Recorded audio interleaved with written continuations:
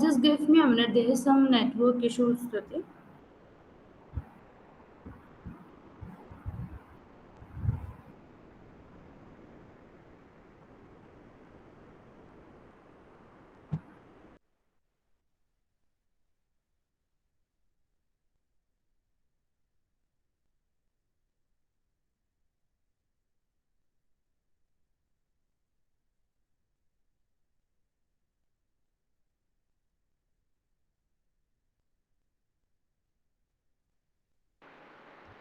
Stuti, am I audible to you now?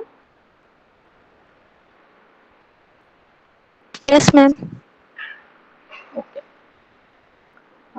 So let's start again. We were studying about disaster management.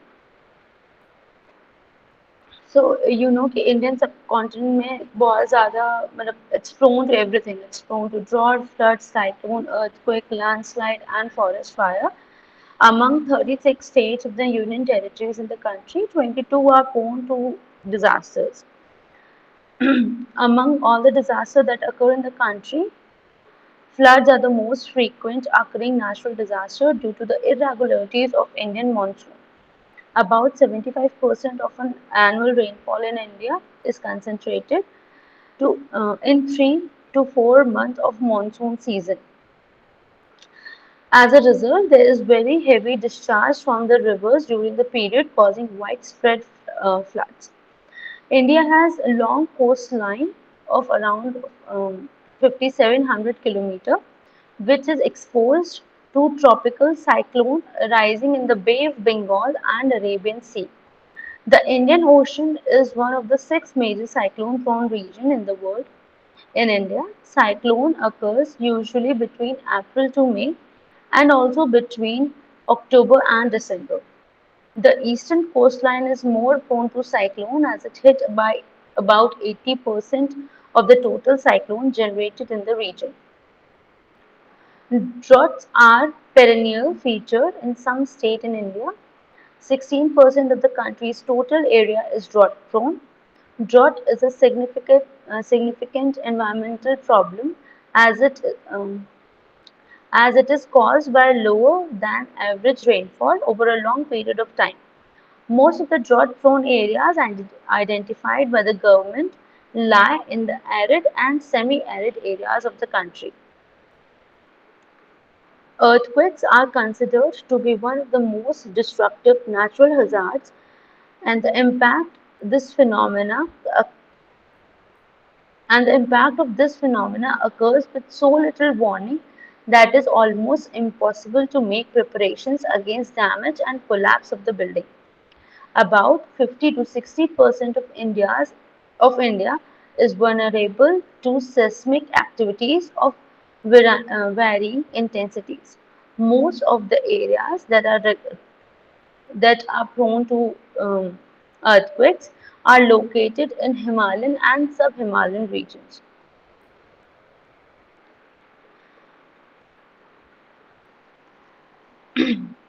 Till very recently, the approach towards dealing with the natural disaster has been post-disaster management, involving problems such as evacuation, warnings, communication, search and rescue, firefighting, medical, psychiatric assistance, provision of relief, shelters, etc. After the initial trauma and the occurrence of the natural disaster, over and reconstruction and rehabilitation is done by people, NGOs and the government. Its memory is relegated to history. It is evident that today that human activities are responsible for accelerating the frequency and severity of natural disaster. Natural occurrences such as flood, earthquake, cyclone, etc. will always occur. They are the part of the environment that we live in. However, destruction from the natural hazard can be minimized by the presence of well-functioning warning system combined with preparedness on part of the community that will be affected. Disaster management is multidisciplinary area in which a wide range of issues that range from forecasting, warning, evacuation, search and rescue, relief, reconstruction and rehabilitation are included. It is also multifunctional sectors as it involves administrators, scientists, planners, volunteers, and communities. These roles and activities span the pre-disaster, during disaster, and post-disaster plan. So there are some guidelines which have to be followed,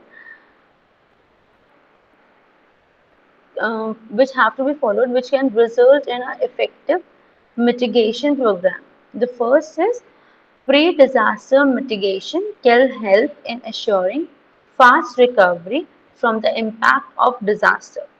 Second is mitigation measures must ensure protection of the natural and cultural asset of the community. Third is hazard reduction method must take into account that various hazards faced by by the affected community and their desires are priorities.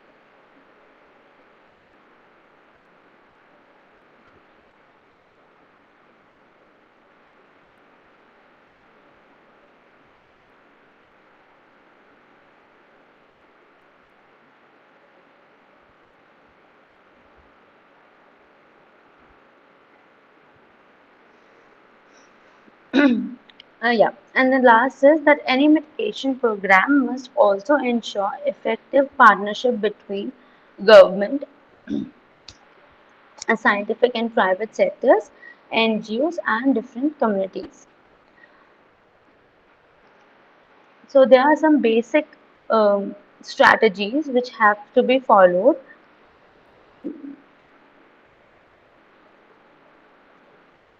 The first is risk assessment and vulnerability analysis. This involves identification of hotspot area of the prime concern, collection of information of the past natural hazard, information of natural ecosystem and on the information on the population and infrastructure. The second is applied research and technology transfer. So there we need to establish or upgrade the observation equipment and the network. We have to monitor the hazards properly, improve the quality of forecasting and warning. Then the next is public awareness and training. So this is a very critical component in which like you have to train the people, you have to create public awareness,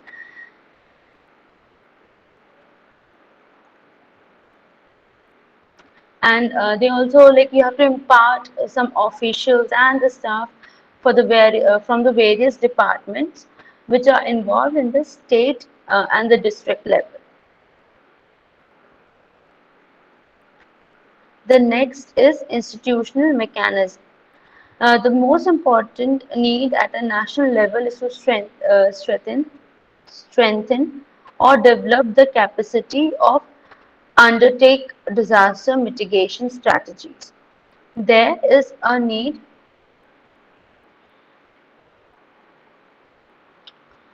There is a need to emphasis on proactive and pre-disaster measures rather than post-disaster responses.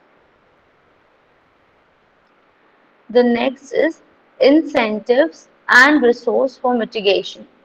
To a very large extent, the success of mitigation program will depend upon the availability of continued funding. So basically, सबसे ज़्यादा important क्या है कि funding होना चाहिए. That then only you can apply anything.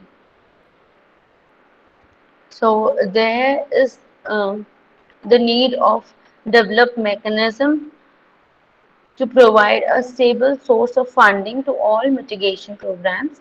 This will include incentives for a relocation of commercial and residential activities outside the disaster-prone areas. Housing finance companies should make it mandatory for the structure in such hazard-prone areas to follow special building specifications. Next is land use planning and regulations. So for the long-term disaster reduction, efforts should aim at promoting appropriate land use in the disaster-prone areas, separation of industrial areas from residential areas, maintaining wetlands as buffer zone for flood, creation of public awareness of proper land practices, and formation of land use policies for long-term sustainable development is imperative.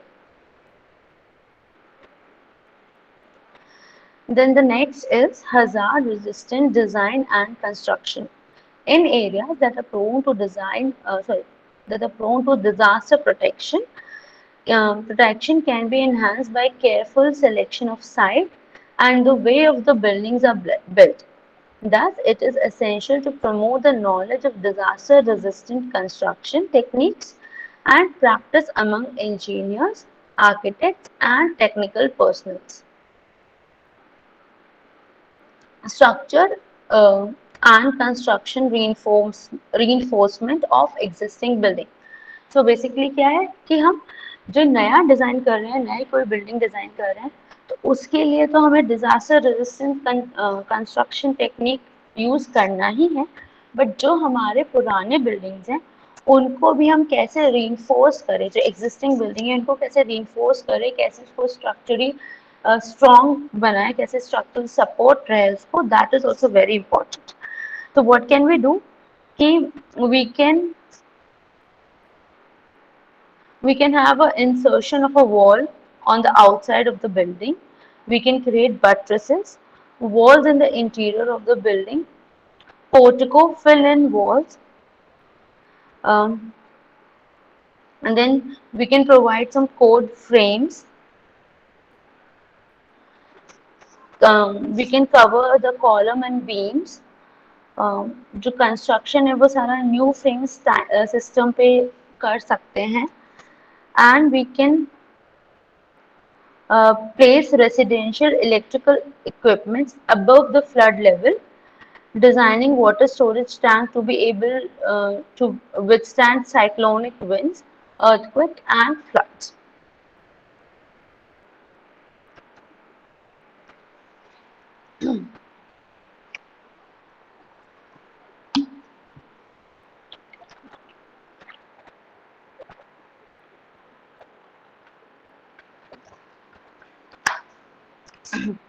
So there are some mitigation measures for floods which include both structure and not and non-structural measures. The structural measures include reservoirs for impounding monsoon flows to be released in a regulated manner after the peak flood flows passes. The second is prevention of overbank spilling by construction of embankments and flood walls. Third is improvement of flow conditions in the channel and anti-erosion measures. The fourth is improved drainage. So these are all structural measures. Then there are a few non-structural measures which are floodplain management, such as floodplain zoning and flood proofing, including disaster preparedness, maintaining the wetlands, flood forecasting and warning services, disaster relief, flood fighting and public health measures, then flood insurance.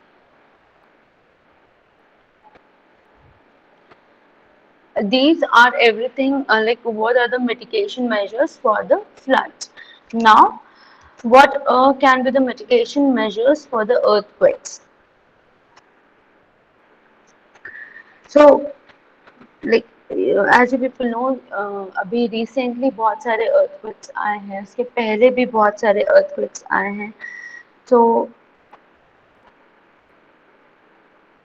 like in 2001, January 26 in Gujarat, we had a earthquake,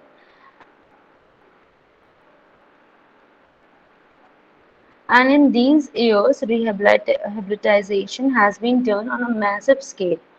Gujarat experience has taught that building shelters with less vulnerability to earthquakes should also take into consideration the specific needs of victim instead of being on the top of the approach.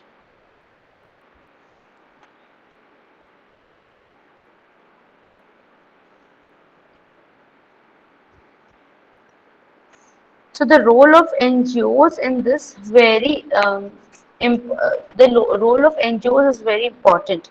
Their strength lies in their manpower and formality in operations and valuable human resources. Their ability to reach out to the community and sensitivity to local tradition is an asset in such situations. Agricultural development in supporting the Self-Employed Women's Association and the government initiative in a community-based livelihood security for earthquake and drought victims have the potential to shape future disaster.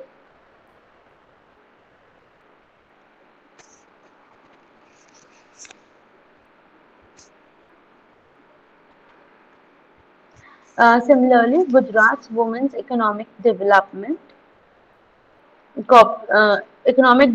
Corporation initiative in reviving women's business after the calamity also provided many practical lessons in regenerating local economies and artisans market.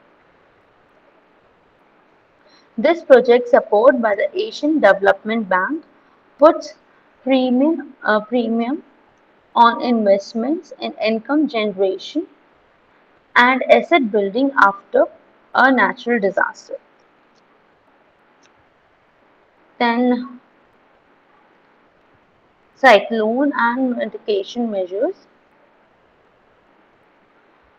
So, although one cannot control the cyclone, the effect of the cyclone can be mitigated through effective and efficient mitigation policies and strategies. So, some of the strategies are: first is installation of early warning system. Second is developing communication infrastructure. Third is developing shelter belts. Fourth is developing community cyclone shelters. Fifth is the construction of permanent houses. Sixth is training and education. And the last is land use control and settlement planning. And the next and the last topic is landslide and mitigation measures. So landslide are recurring phenomena in the Himalayan region. In the recent years, however, intensive construction activity and and the destabilizing forces of nature has become the basic problem. Landslide occurs as a result of change on the slope, sudden or gradual, either in its composition, structure, hydrology, or vegetation. The changes can be due to geology, climate, weathering, land use, and earthquake. A significant reduction in the hazard caused by the land use can be achieved by preventing the exposure of the population and facilities to landslide and by physically controlling the landslide. So basically, disasters cannot be totally prevented. However, early warning system, careful planning, and preparedness on the part of vulnerable community would help in minimizing the loss of life and property due to these disasters. So we are ending this topic right now. Mm. In the next class, we'll be studying about